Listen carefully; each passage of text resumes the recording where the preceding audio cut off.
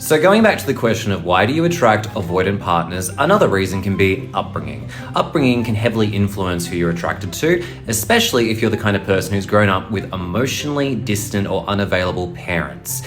This is the kind of situation where, for instance, you've grown up with parents who don't validate you for your emotional well-being. If you're sad, rather than acknowledging your sadness, they might say, well, big boys don't cry, or I'll give you something to cry about.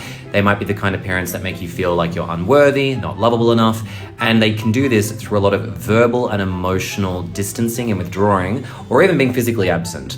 This can be characterized by the father who's sitting in silence in the car. Instead of actually interacting and talking with you and finding out how you're going, they're just stewing in their own self, and you internalize this and feel like, well, there's something wrong with me, he must not like me, I'm not interesting, and you may find that you're constantly trying to get his attention and approval to make you feel like you're enough.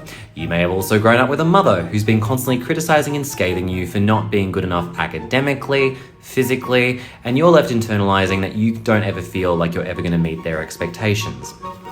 As a consequence, when you are dating people who behave similarly, who stonewall, who may be passive-aggressive and want to try and win their approval and attention, you may find that the challenge of trying to get the approval of these emotionally distant people becomes enticing and attractive, and so you replay those childhood loops.